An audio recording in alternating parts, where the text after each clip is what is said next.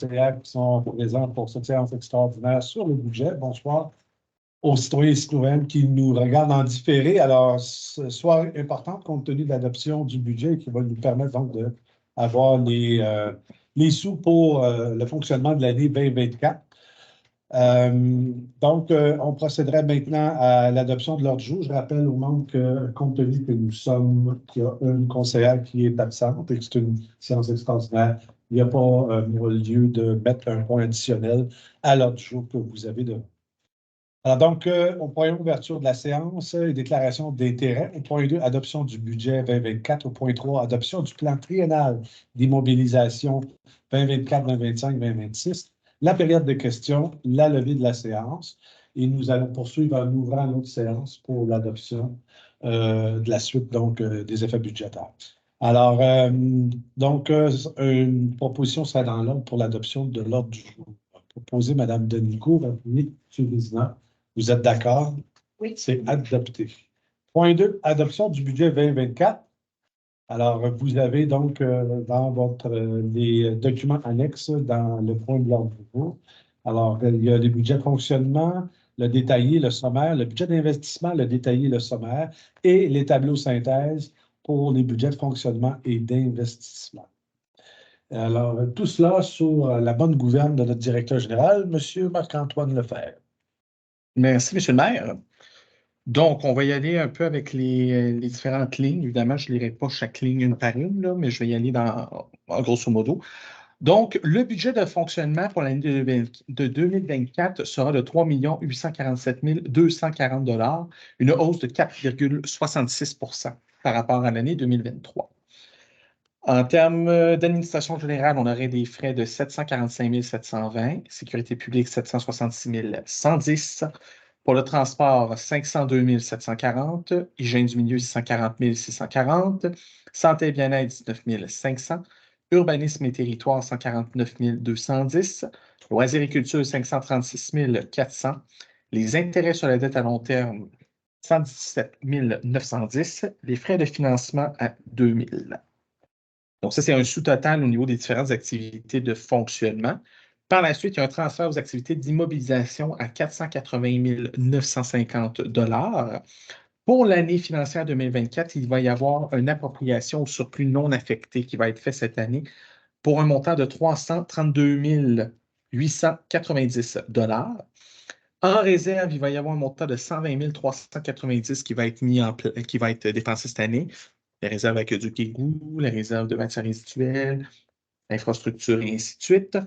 Et en termes de remboursement de capital de la dette, 98 560. Donc, ça, c'est au niveau des dépenses. Au niveau des revenus maintenant, les revenus de taxes foncières augmentent de 6,52 % pour atteindre 2 452 700 $. Taxes autres bases, 137 430 $. Paiement tenant lieu de taxe, 22 940. Transfert conditionnel, 267 440. Services rendus, 134 730.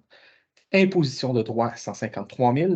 Amende et pénalités, 6 000. Intérêts, 20 000. Et autres revenus, 143 000, ce qui nous amène à un budget équilibré du montant que je vous ai donné de 3 847 240. Donc, ça, c'est pour le budget de fonctionnement.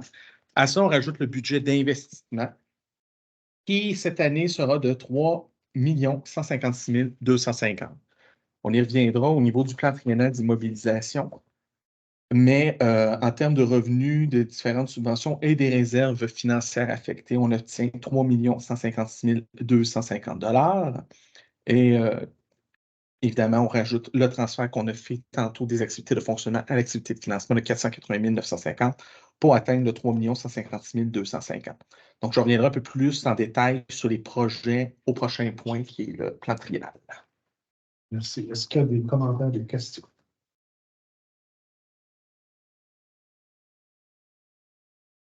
Donc, attendu qu'il y a lieu d'adopter les prévisions budgétaires pour l'exercice 2024, conformément aux dispositions de l'article 956 du Code municipal du Québec, un avis public de la tenue de la présente séance et de l'adoption des prévisions budgétaires a été donné à tous les intéressés le 4 décembre 2023. Attendu qu'en conformité avec l'article 957 du Code municipal, un document explicatif du budget sera transmis à chaque adresse civique du territoire de la municipalité. Donc, il serait résolu que le conseil municipal accepte les prévisions budgétaires pour l'exercice financier 2024 détaillé comme suit. Tout le monde connaissance qui en fait la proposition. Monsieur Raymond, appuyé par M. Berthiaume. Vous êtes d'accord? Oui. C'est adopté. Maintenant, au point 3, allons-y pour l'adoption du plan triennal d'immobilisation pour les 3 années 24, 25 et 26. Monsieur le directeur général. Oui, alors on va y aller un petit peu plus en détail pour les projets de plus d'immobilisation. Donc, pour l'année 2024, l'ensemble des projets totalise 3 637 200 $. Donc, les différents projets qui ont été retenus, excusez-moi, j'essaie de trouver mon plan.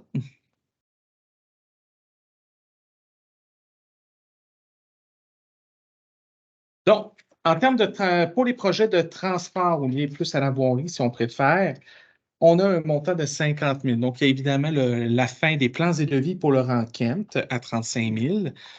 Éventuellement, on pourra réaliser les travaux l'année d'après si l'aide financière elle est obtenue.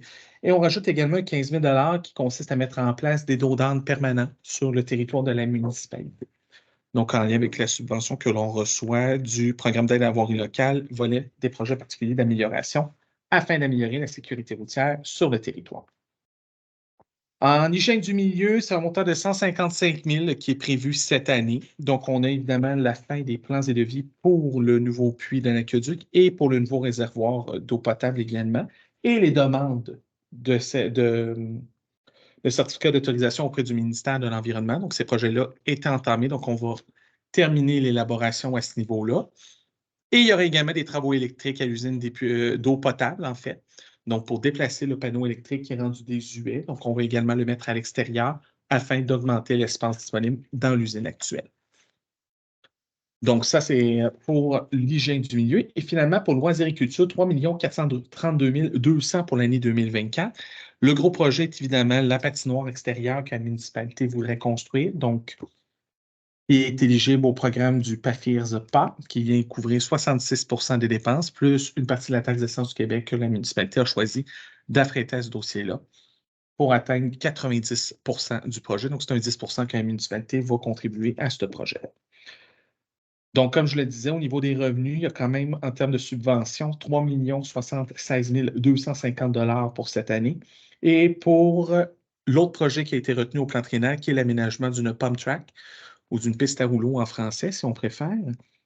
Donc, pour le parc Marie-Jeanne Fréjot, alors 100 000 $ qui est amené et on ira chercher un 80 000 $ en infrastructure, dans la réserve de l'infrastructure pour aller couvrir cette dépense-là.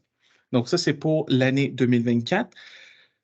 Évidemment, dans ce projet-là, il faut également essayer d'estimer pour 2025 ou 2026 les différents éléments. Donc, pour l'année 2025, ce sont des dépenses de 5 130 000 et 30 $ qui sont prévues, largement subventionnées à 4 235 640. Donc, les gros projets qui sont retenus pour l'an prochain, il y a la réhabilitation du rang Kemp, il y a la construction du nouveau réservoir d'eau potable et le nouveau puits d'aqueduc, le raccordement, qui sont inclus là-dedans. Probablement qu'il y aura un règlement d'emprunt l'an prochain, ça sera à réévaluer ou quoi que ce soit, mais pour le moment, dans le plan triennal, il est mentionné qu'il y aurait un 441 830 qui serait pris en emprunt en 2025. Et finalement, en 2026, c'est un montant de 202 000 qui est présentement planifié pour les projets d'immobilisation, le plus grand étant le début de la réhabilitation du 6e rang, donc au niveau des plans et devis, et l'aménagement des sentiers et des lumières au parc Marie-Jeanne Fréjot. Complète. Est-ce qu'il y a des questions? C'est bon? Alors donc, entendu que le conseil municipal a procédé à l'étude de son programme des dépenses en immobilisation pour les 3 années couvertes par ce plan, 24, 25 et 26, attendu que conformément aux dispositions de l'article 953.1 du Code municipal du Québec, Le conseil municipal doit annuellement adopter un programme des immobilisations de la municipalité pour les 3 exercices financiers suivants.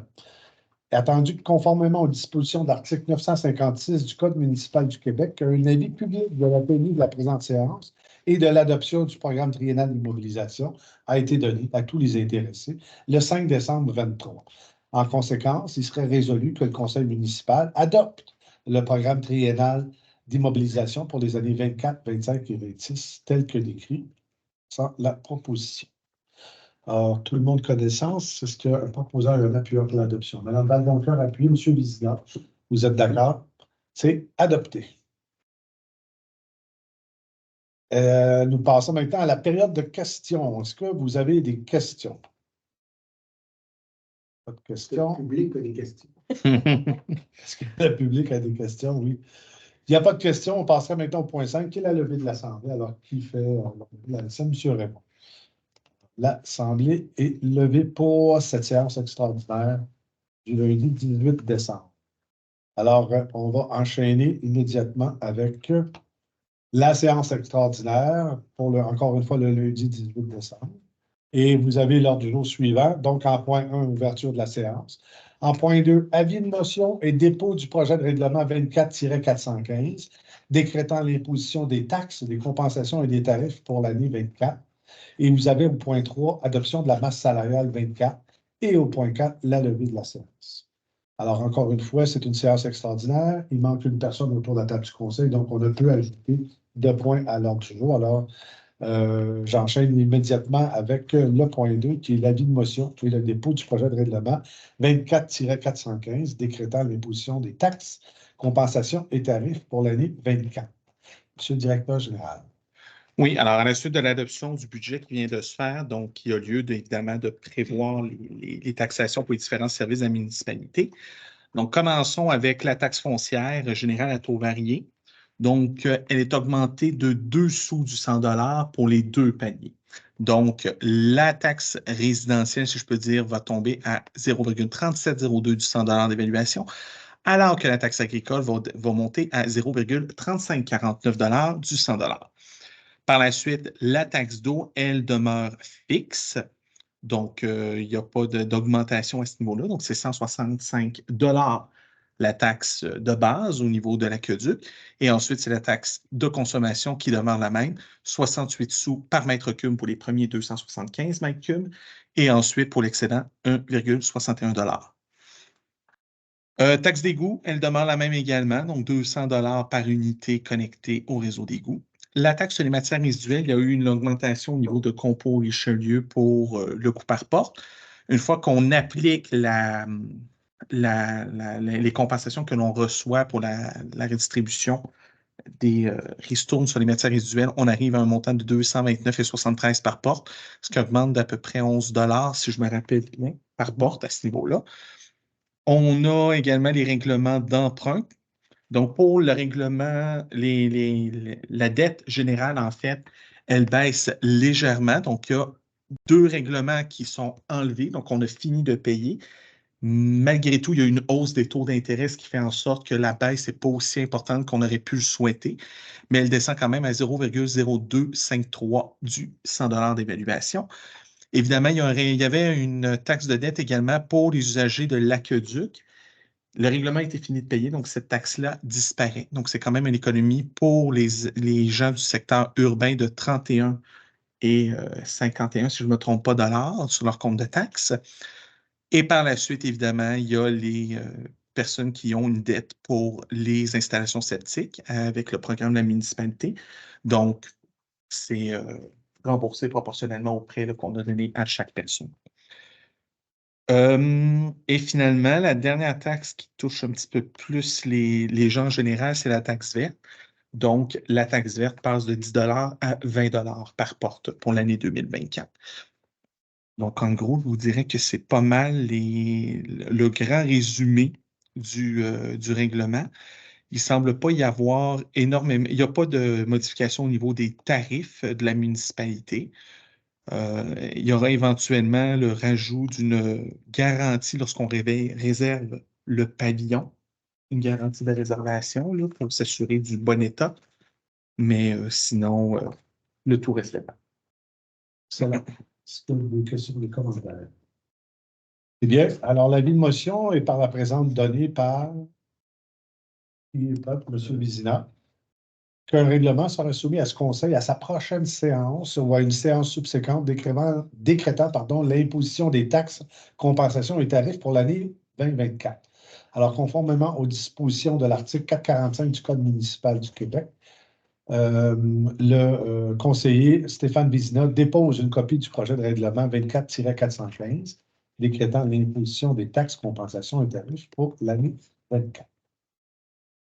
Alors donc, on passe maintenant au point 3, qui est l'adoption de la masse salariale 2024. Alors donc, là, vous avez en document annexe la liste des taux horaires. Vous avez également le salaire budget 2024. Alors, Monsieur le directeur général. Oui, alors c'est simplement pour adopter les nouvelles données au niveau salarial. Donc, la masse salariale pour l'année 2024 augmenterait à 839 395 $. Il y a quand même eu une grosse bonification cette année. La municipalité a travaillé un peu sur ces différentes afin de devenir un employeur attractif pour ses employés. Donc, voilà. Et évidemment, vous avez la liste des taux horaires qui sont proposés pour être en vigueur à partir du 1er janvier prochain. Évidemment, pour des raisons de confidentialité, je ne ferai pas la lecture publique de ça, mais vous les avez travaillés en comité plénier. Des questions, des commentaires? Alors, il sera proposé et appuyé et résolu d'accepter la liste des salaires ainsi que la masse salariale pour l'année 2024, incluant les charges sociales telles que recommandées, pour un montant total des salaires bruts et charges sociales de 839 380. Qui en fait la proposition? Mme Valdoncoeur, appuyée par Mme Denicourt. Vous êtes d'accord? Oui. C'est adopté. Et nous passons maintenant au point 4, qui est la levée de la séance. Alors, la levée de la séance, Mme Vadeboncoeur, c'est adopté. C'est à la clos nos deux séances extraordinaires sur l'adoption des budgets 2024. Alors, mesdames et messieurs, on a un budget de fonctionnement et d'immobilisation pour l'année qui vient. Excellent.